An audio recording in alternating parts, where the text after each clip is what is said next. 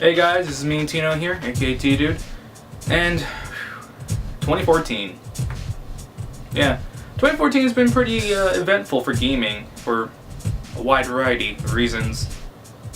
The rise of the Wii U, the falter of Ubisoft, actually getting a really good video game award show, the many gaming controversies that happened throughout 2014. Yeah, 2014 had been pretty eventful. But 2014 was also a year of pretty great games that got released. But this video, I'm not going to cover all the games of 2014. I played a bunch of games this year, not only from 2014, but many other games from previous years. So I'm going to show you my top 10 games that I played in 2014. Number 10. Gunblade New York and LA Machine Guns Arcade Hits Pack. This is a surprise hit for me. I managed to get a copy of this game at EB Games, and I was pretty happy with my experience. I love the on-rail shooter games that the Wii has to offer. House of Dead, Ghost Squad, the Resident Evil games on the Wii. Those were some of my favorites. So I was pleasantly surprised on what this package had to offer. It was almost like a blast to the past of old school on-rail shooters, and it has that undeniable Sega charm with those old school arcade graphics.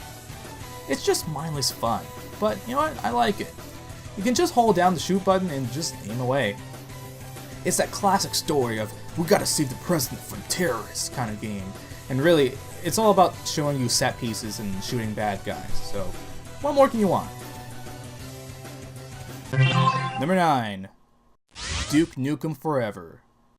I literally got this game packaged with Alpha Protocol for $3 on disc. So I literally got this game for $1.50. And for $1.50, it's not that bad. It's unbelievable that this game actually exists after the legendary story of its development. And I guess one day I'm like, let's actually play this game and see how it is. And let's just say that it was memorable. Not the greatest game, but it was really memorable to me. The rocket boss fights, the mini Duke sections, the ridiculous things you could do in the game like play pinball and pool, the characters all just swooning over how awesome Duke Nukem is. It was a unique game with so much vulgarness and craziness. Though I have to admit, the hype section of the game actually made me feel a bit nauseous. And that never really happened to me before. I guess what I'm trying to say is that Duke Nukem Forever is a game that I never thought would actually exist, and to me, I felt like I was playing a part of gaming history. Was it good?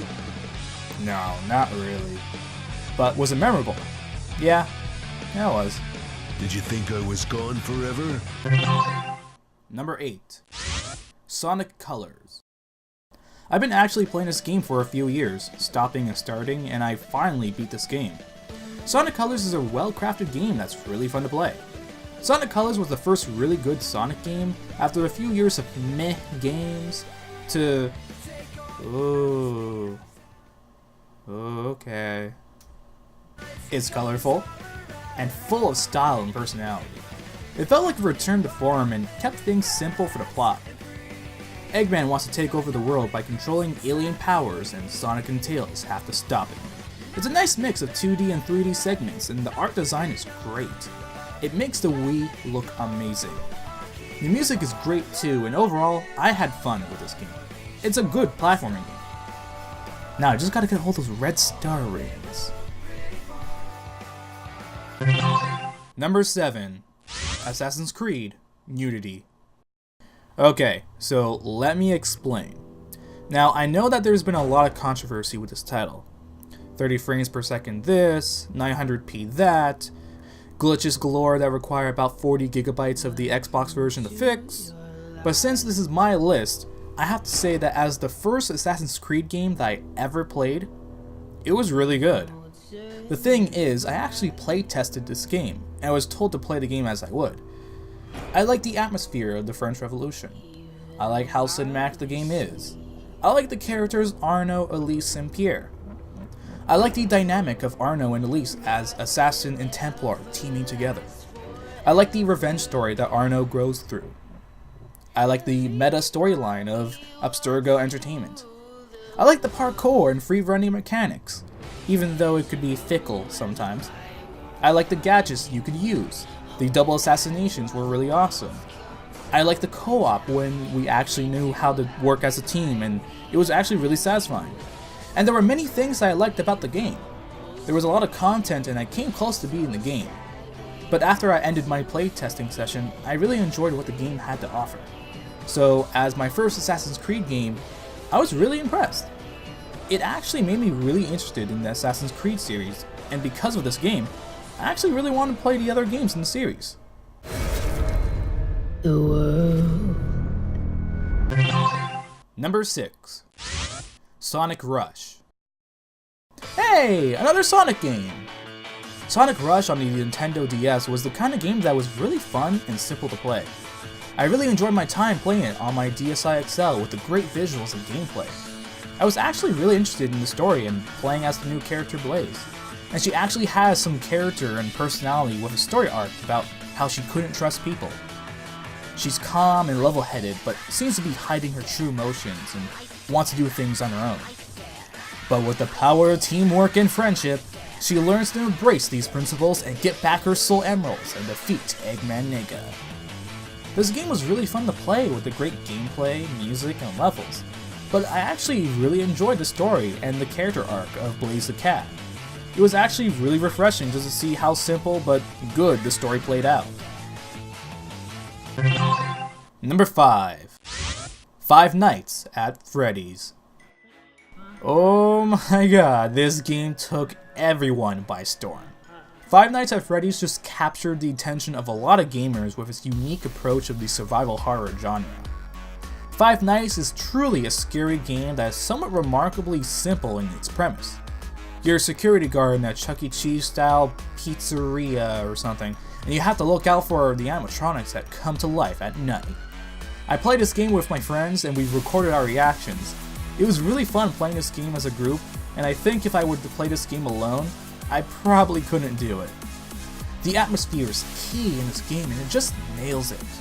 The static, the creepy designs from the mascots, and all the anxiety of keeping the power bar at a reasonable level makes this game a scary good time.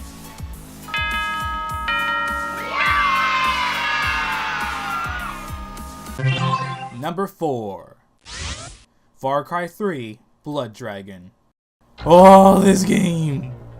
I got this game with the Far Cry compilation and I just knew that I was going to play this game first.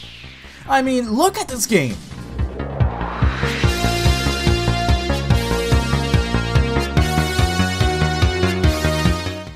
It's so cool!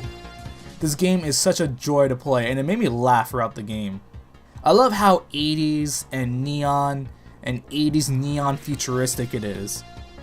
With so many 80s and 90s movie and game references, it's amazing. And the story is ridiculously amazing too.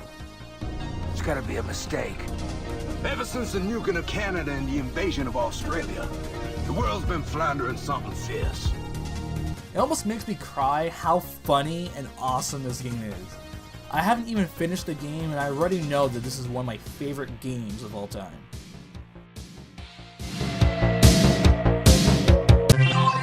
Number 3. Sin and Punishment Star Successor. This game really took me by surprise. I knew the game was good, but I didn't know the game was that good. Treasure returned to make the sequel to the cult classic that was the N64 version, and I played that game on the Virtual Console and loved it. Now playing this game with the Wii Remote and Nunchuck made it so much fun to play with the precise controls. Plus, it's great you can also use the classic controller and GameCube controller too. More options! Yeah! This was a roller coaster ride of a game. It was at times really tough, but satisfying once I beat a level, and the gameplay is one of the best in pure action games. The music really helps out with pumping you up, especially the menu theme.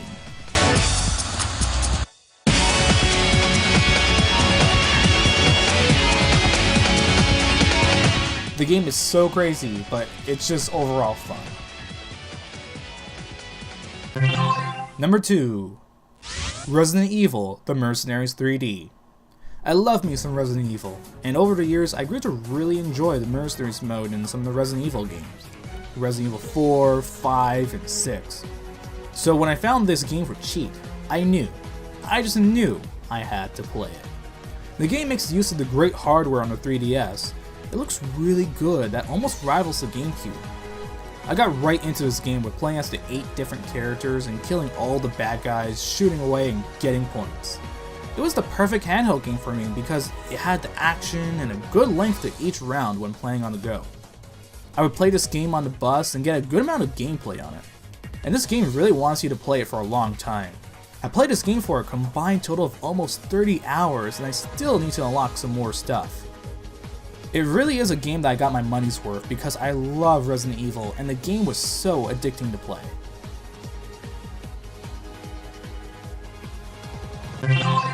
So before we go to number 1, I want to do some memorable mentions before we find out what is the top game that I played this year.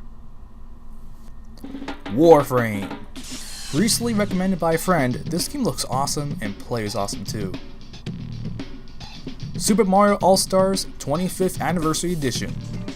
I'm just lucky that I got this. It's a nice collector's item, and the games are great, as always, because, you know, they're Mario games. Ridge Racer 5. Was simple, but really fun to play, and the drifting is really fun. Sleeping Dogs. Just started, but it's really fun with the combat and the story. So, pretty much GTA Hong Kong edition. Rise to Honor. The other Hong Kong game. Didn't know too much about the game, but was surprised at how enjoyable this game really was. I feel that one day I really want to talk about this in depth. Resident Evil 5. Finally beat this game and was pleasantly surprised that it was still a really good game. And the later part of the game is so over the top, it's hilarious. Resident Evil Operation Raccoon City. Can feel really weird sometimes, but it was an interesting experience to say the least. Dead or Alive 4. Still looks really good for a 2005 game, and the gameplay is simple but fun. Dead or Alive Extreme Beach Volleyball. Because reasons. Counter-Strike Source. Yeah, I got CS Source from a friend, and it's really good. It's classic. Borderlands. A friend of mine bought me this game and we played multiplayer and it was a lot of fun. Gary's Mod. I need to mess around with this game a bit more, it's really fun. The Legendary Starfield. Really cutesy and easy to play with colorful characters. Didn't play enough of it, and I really should. Disney's Kim Possible What's the Switch. I actually beat this game and it was interesting to say the least. The platforming was not that bad and for some reason I just kept on playing it, and I'm not really that big of a Kim Possible fan. Dreamcast Collection. This was a great package of games that I already have but in HD, and I got it on Steam for the Sega Humble Bundle too. Marvel vs. Capcom Origins. I just got it before it was delisted from PlayStation Network, and I'm really glad I got it because this game has style. I hope to play it more in the future. Number 1. Super Smash Bros. For Nintendo 3DS. This had to be my number 1 pick. It's Smash Bros. And now on a handheld system. Can we just appreciate how, mind-blowing this is? They actually made a Smash Bros. Game on a handheld. That's awesome! Smash for 3DS is just pure fun. While I don't have the Wii U or the Wii U version, the 3DS is still a really fun game to play despite the learning curve of playing it on that slide pad. The characters, the stages, the trophies, the modes, the online, the extras. There's a lot of game in this game.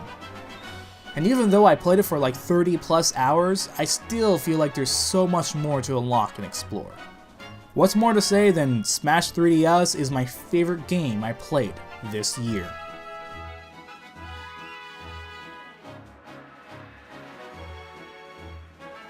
And there you have it. That's my top 10 games I played in 2014, and I gotta say, some of these games are pretty awesome. Especially this one. This one's really good. really good. Like, just get it. Like, what are you doing? Go to the store right now and get it. Just get. So thanks for watching. Please leave a comment of like what your favorite game of 2014 was, and please like, favorite, subscribe, do all that YouTube stuff. And this is me, Tino, aka T-Dude, saying goodbye, and hopefully 2015 is gonna be a good year. It's gonna be a good year.